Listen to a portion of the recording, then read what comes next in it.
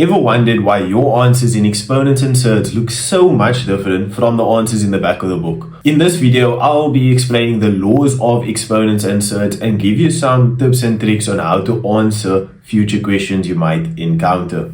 Okay, so in order to understand exponents and surds and the basic laws, you'll actually need to first be familiar with a few concepts. The concepts do include, let's put it down.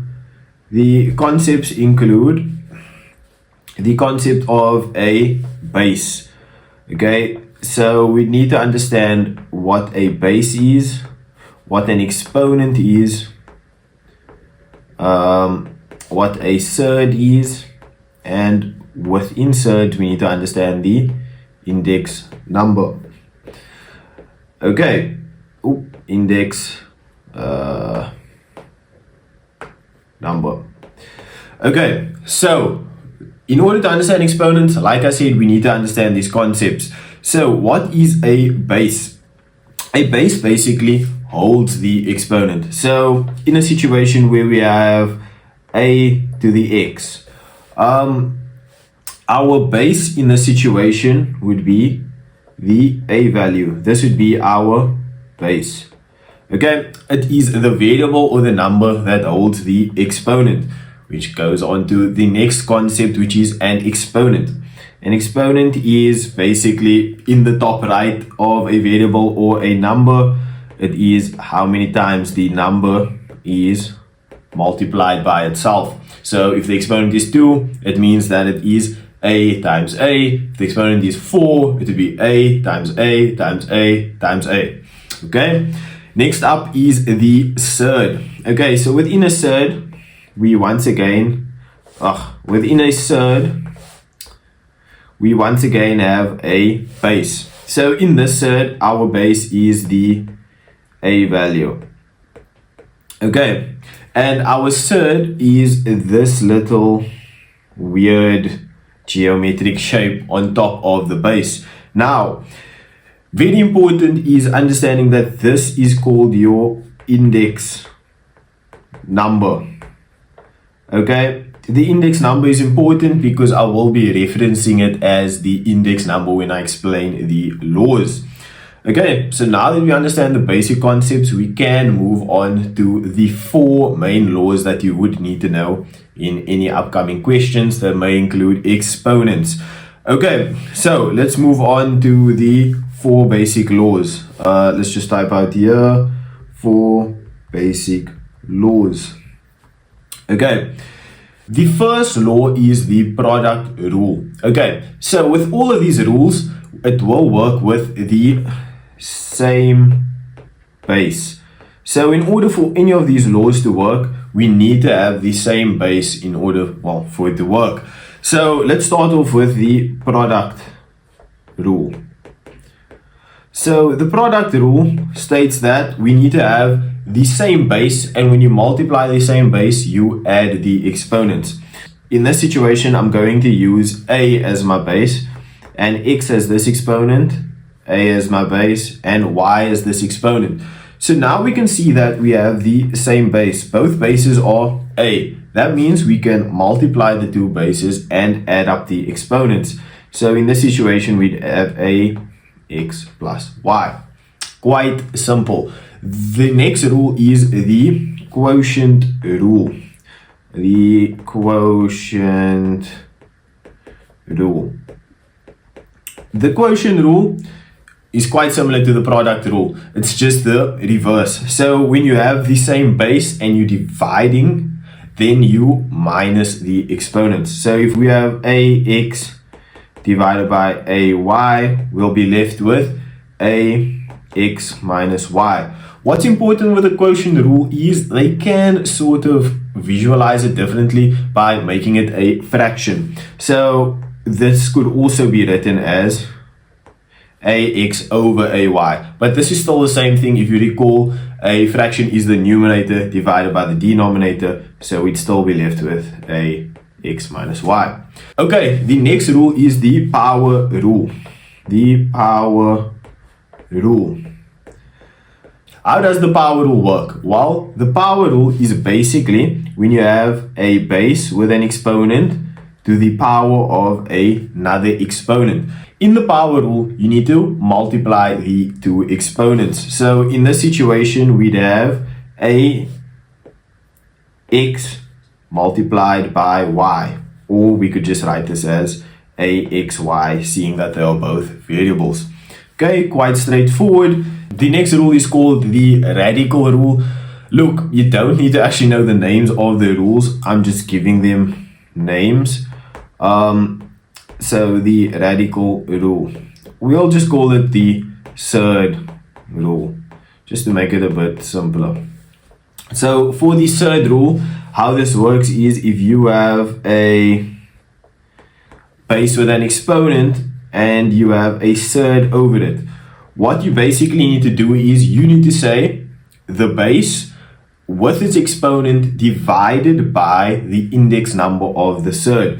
So to visualize this with the example, we'd say ax divided by y, which you can also write as ax over y.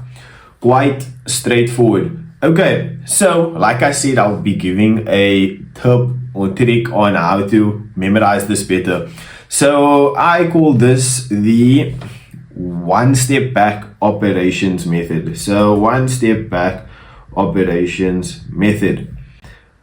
So this is a simple and easy way to understand the four basic laws within exponents and surds. What you need to do is, I just prepared a short little diagram. So in math, operations have sort of an increasing magnitude. So a plus, the increase of a plus would be a multiplication. The increase of multiplication would be an exponent, if you sort of understand what I'm getting to. So you can see I ordered them out. So when the operation on the base is a multiplication, the operation on its exponent is addition, as you can see by this section over here. Same thing, the operation on the base is division, you minus the exponents. So you can see it sort of goes one step back within magnitude in math. In all honesty, I think this does make a lot of sense. So I'd actually try to memorize this. So you're taking it one step back when you're working on the exponent. Same thing over here, when you have the operation on the base is an exponent, you multiply the exponents. When the operation on the base is a surd, you divide the exponents. And that is a simple trick that I think I came up with. I'm not sure if anyone else came up with it before, but if they did, well, then I stole it. So yeah, that's a quick and simple way to understand the operations on the base and the exponent. Next up is some extra knowledge that you will most likely need to know in order to solve exponent and surd questions. So let's just put in here extra knowledge on exponents and surds. Okay, the first one is quite straightforward. Whenever you have just a variable, just a number, its exponent is always going to be 1. If you have a base to the power of 0, it is always going to give you an answer of 1. Okay, quite straightforward. Next, if we have a negative exponent, what actually happens is in this situation, this is actually the fraction a to the minus x over 1. So when you have a negative exponent, you actually flip it with either the numerator and the denominator, or the denominator and the numerator, depending on where it's located. So the a to the minus x would actually go to the bottom, and it would become positive. Note that we can also do this the other way around. So if we had 1 over a to the minus x, like I said, we'll actually bring it to the top. So we'd have a to the x. What is important to note, this can only apply when there's one singular term. This can't apply when there are two terms within the equation. For example, if we have 2 plus a to the minus x, we cannot say that this is equal to 2 over a to the minus x, or a to the positive x. Reason being, it is two separate terms because the terms are split by the addition symbol. Okay.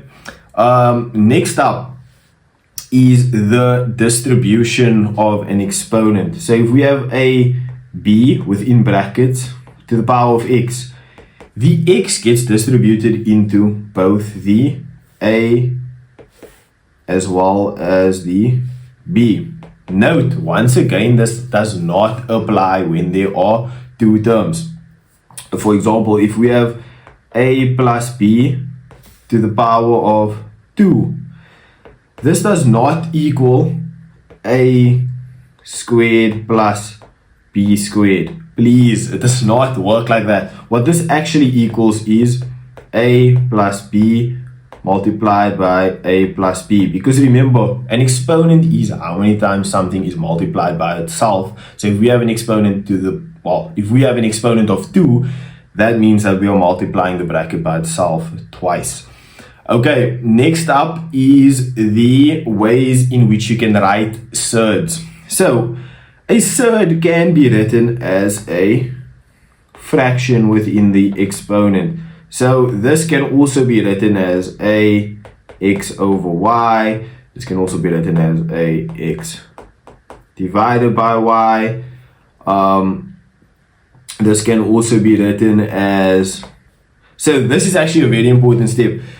This over here can either be written as this, or we can actually do the surd first. And it can be written like this. There are two ways in which you can actually write out this fraction.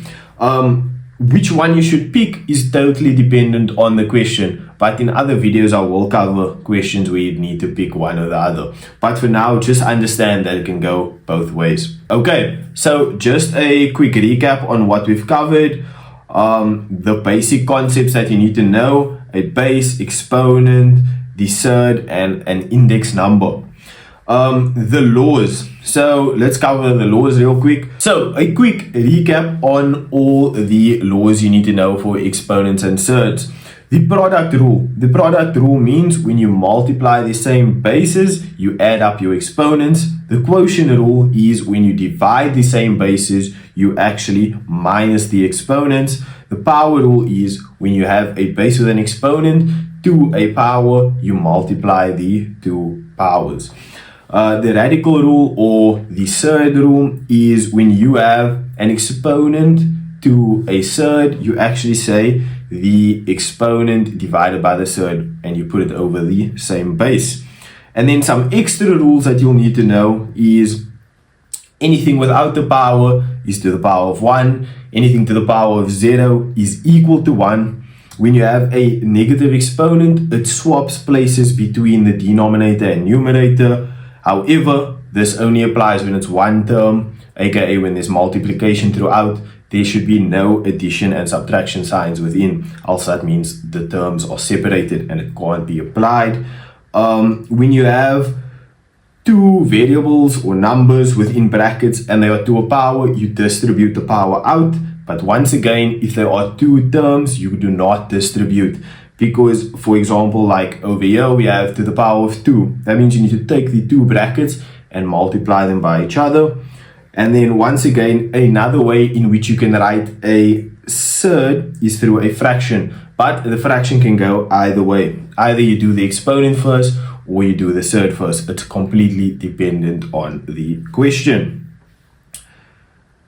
Okay, quickly, a quick tip for exponents and surds is the fact that you can actually go backwards. Okay, what I mean by this is we know that if you have the same bases, you actually, when you multiply the same bases, you add up your exponents. So what about if we are left with a x plus y? We can actually split it up into two separate bases and go in reverse. This is applicable for when you have questions where you need to simplify. And I know it sounds counterintuitive because you're actually not simplifying, but the same way for some questions you need to factorize first in order to cross things out and simplify. This is where this would be applicable.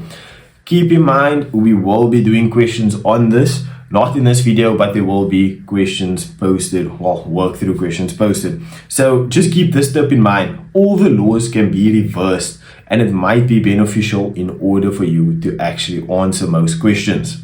Now that you understand the basics, I suggest you probably try a few simple questions, but I will be doing walkthroughs on beginner questions, intermediate questions, and advanced questions. So make sure that you subscribe to the channel, follow on TikTok, Instagram, all the links will be in the bio, and I will catch you in the next video.